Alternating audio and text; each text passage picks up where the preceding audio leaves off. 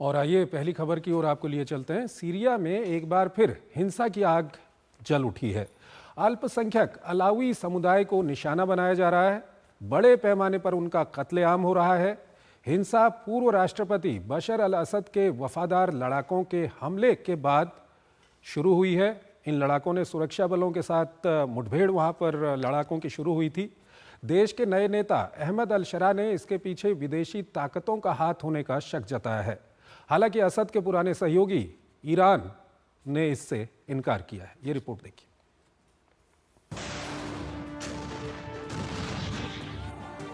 दशकों से गृह युद्ध के शिकार सीरिया में सत्ता तो बदली, लेकिन बदले की सियासत नहीं।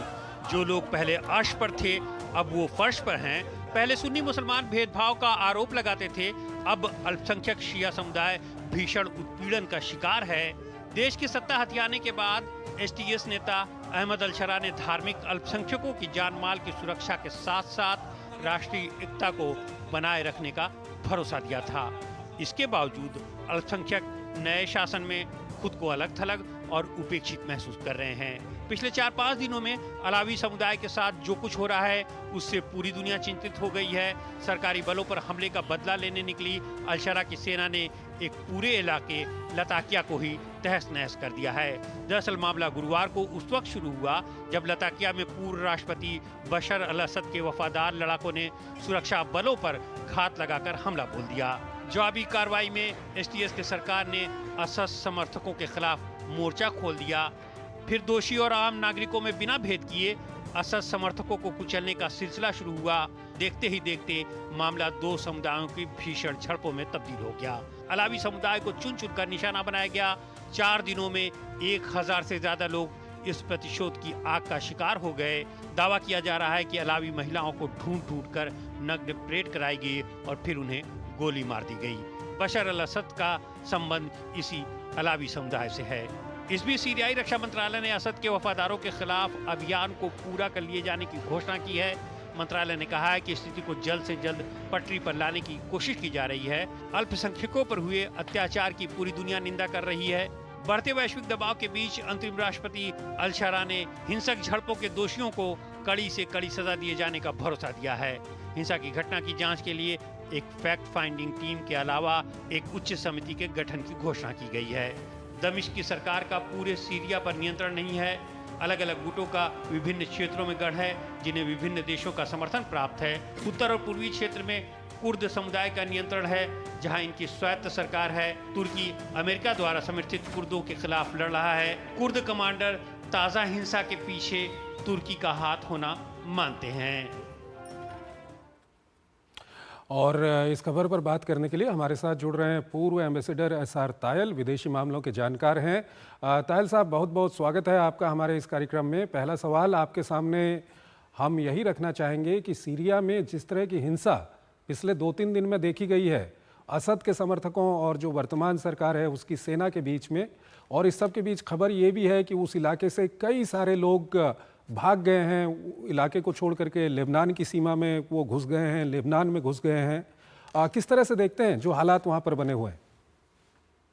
मैं समझता हूँ कि बशर अल असद के जाने के बाद जो अहमद अल शरारा ने जो भी अपनी गवर्नमेंट बनाई है, सरकार बनाई है, उसका पूरा कंट्रोल पूरे सीरिया पर अभी नहीं है। जैसा कि आपकी रिपोर्ट में भी बताया गया कि कई सारी मिलिशियाज थी, वो सब मिलके उन्होंने एक फौज बनाई है जिसमें अधिकतर अहमद अल शरारा साहब की इस्लामिस्ट फोर्सेज ही हैं। पर जो एलावाइट्स है वो करीब 12% हैं, कुछ क्रिश्चियंस भी हैं 10% है, और वो जो इस्लामिस्ट आइडियोलॉजी से थोड़ा विपरीत है, विभिन्न है। और ये एक एरिया में जो अलावाइट्स हैं वो कोस्टल एरिया में लटाकिया वगैरह के आसपास है, एक कंसंट्रेटेड है। पर जो समाचार आ रहा है कि शायद पहला हमला उन्हीं की तरफ से, उनकी एक मिलिशिया कुछ लोगों ने बनाई है, जो अलावाइट्स हैं, जो बशर अल असद के समर्थक थे पहले, और करा military council for the liberation of Syria. मैं समझता हूँ कि ये बहुत ही खतरनाक मूव है और ये देश को, सीरिया के गृह युद्ध को खत्म नहीं होने देगा।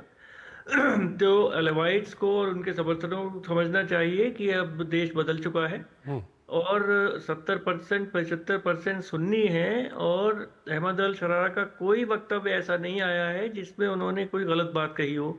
उन्होंने हमेशा ये कहा है कि सीरिया के सब नागरिकों को वो साथ लेकर चलना चाहते हैं और पूरे देश को आगे बढ़ाना चाहते हैं। प्रतिशोध की बदले की भावना से वो आगे नहीं बढ़ रहे हैं।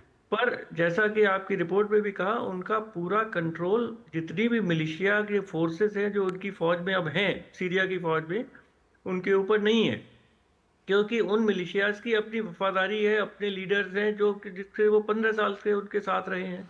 ताहिर साहब, पर यहाँ पर दो तीन अगर चीज़ें काफ़ी इसमें महत्वपूर्ण हो और जाती है। लीडरशिप क्या?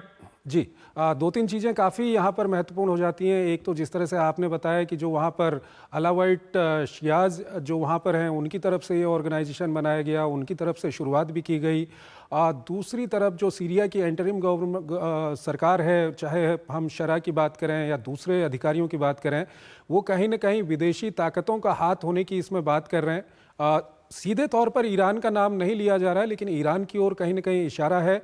तुर्की की ओर से भी ये कहा गया है कि ईरान वहाँ पर अस्थिरता पैदा करने की कोशिश कर रहा है। तो इसको आप किस तरह से देखते हैं? इसका अभी कोई प्रमाण तो सामने नहीं आया है, पर देखिए, बशर अल असद की सरकार को रूस का समर्थन प्राप्त था, ईरान का समर्थन प्राप्त था, और उसके खिलाफ अमेरिका ने, टर्की ने और सब देशों ने मिलिशियास को समर्थन किया और वहां पे गृह युद्ध की स्थिति बढ़ाई। तो अगर ईरान ऐसा करता है तो जैसा और देशों ने किया वैसा ही ईरान कर रहा है।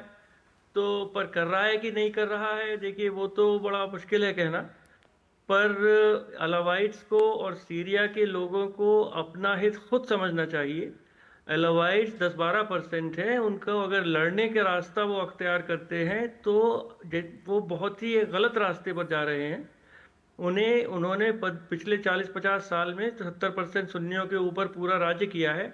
अब उन्हें रियलिटी को समझना चाहिए, सर नीचा रखे। और हमेशा मैं सोच रहा हूँ कि अहमद अल शारा साहब का कोई वक्तव्य ऐसा नहीं है जिसमें उन्होंने कहा है कि अलावाइट्स के खिलाफ कोई भेदभाव किया जाएगा या उनके खिलाफ कोई प्रतिशोध या बदले की भावना से काम किया जाएगा। तो अलावाइट्स हो या क्रिश्चियंस हो या कुर्द्स हो, सबको अहमद अल शरारा साहब के हाथ मजबूत करने चाहिए, उनके साथ काम करना चाहिए, और तभी उस देश में गृह युद्ध की स्थिति को अलग किया जा सकता है। इस सब के बीच सर सवाल ये भी उठता है कि अहमद अल शरा के सामने कितनी बड़ी चुनौतियां हैं। एक तो वो वहाँ पर सत्ता हस्तांतरण करना चाहते हैं, लोकतांत्रिक रूप से वहाँ पर सरकार बनाना चाहते हैं। दूसरा, काफ़ी हिस्सा अभी भी वहाँ पर कुर्दों के पास है जिनको बाहरी ताकतों का समर्थन हासिल है। और उसके अलावा जिस तरह के हालात बने हुए हैं, इजराइल का हमला भी सीरिया को झेलना पड़ रहा है। तो कितनी बड़ी चुनौतियां हैं? बहुत बड़ी चुनौतियां हैं अहमद अल शरा के साथ, जैसा आपने कहा, बहुत बहुत बड़ी चुनौतियां हैं। पर उनको अगर वहाँ की जनता का समर्थन मिले और जनता थोड़ा देश के लिए सोचे और केवल अपने समुदाय के प्रति ना सोचे, थोड़ा बड़ा सोचे, और अपने देश, जो पहले तो सीरिया बहुत ही एक संपन्न देश था, आज 80% जनता वहाँ बिलो पॉवर्टी लाइन है। और अगर यही युद्ध की स्थिति बढ़ती रहेगी तो उनका ना उनका भविष्य है, ना उनके बच्चों का भविष्य है। तो सब लोग साथ मिलकर काम करें। और अहमद अल शारा साहब इस समय वहाँ के नेता हैं, वो कम से कम अपने वक्तव्यों में एक सही दिशा में जा रहे हैं। तो मैं समझता हूँ उनके हाथ मजबूत अगर सब समुदाय करें तो उस देश का भविष्य अच्छा होगा। सर, और अंतिम सवाल है, संक्षेप में बताइएगा कि पिछले 2-3 महीने में एक डर लगे रहता था कि सीरिया एक वक्त पे एक सेक्युलर देश था, लेकिन अहमद अल शरा जिस तरह से वहाँ पर आए, कहीं ना कहीं इस्लामी कट्टरपंथ वहाँ पर अपने पैर बढ़ा सकता है। पिछले 2-3 महीने में क्या लगा आपको, जिस तरह से अहमद अल शरा आगे बढ़े हैं? क्या कुछ आप कहेंगे? ये डर जो था इस्लामी कट्टरपंथ का, इस सिलसिले में क्या कुछ कहेंगे? जो भी रिपोर्ट्स वहाँ आ रही हैं, देखिए, अगर हम अफगानिस्तान से उसका कंपैरिजन करें तो जैसे ही तालिबान वापस आए तो महिलाओं को सब अंदर कर दिया गया, किस तरह से उनकी पढ़ाई बंद कर दी गई और ये सब हुआ। पर ऐसी कोई सूचना अभी सीरिया से नहीं आ रही है कि इस्लामिस्ट रूट्स तो हैं अहमद अल शारा साहब की, पर जिस तरह से सीरिया 1950 के बाद और समझिए 2000 तक चला, तो वहाँ महिलाएं पढ़ती हैं, सब एक इक्वलिटी का एक माहौल है वहाँ पर। और वो मैं समझता हूँ कि 7वीं 8वीं शताब्दी के इस्लाम की तरफ वो सोसाइटी कभी नहीं जा सकती, क्योंकि अफगानिस्तान में कभी प्रगति हुई ही नहीं, वहाँ के समाज में कोई प्रगति कभी हुई ही नहीं। तो वहाँ तालिबान पुराने बिल्कुल ले गए उनको। मैं समझता हूँ सीरिया में शायद वो स्थिति नहीं आएगी, और टर्की की तरह शायद वो एक बने जो इस्लामिस्ट है पर सेक्युलर भी है, मॉडर्न भी। और हाँ, महिलाओं को पूरे अधिकार भी हैं। ठीक है। सर हमारे साथ बने रहिएगा, एक और खबर है उस पर अभी आपसे बातचीत करेंगे। यहाँ पर हमको एक छोटा सा ब्रेक लेना है, एक छोटा सा ब्रेक लेते हैं।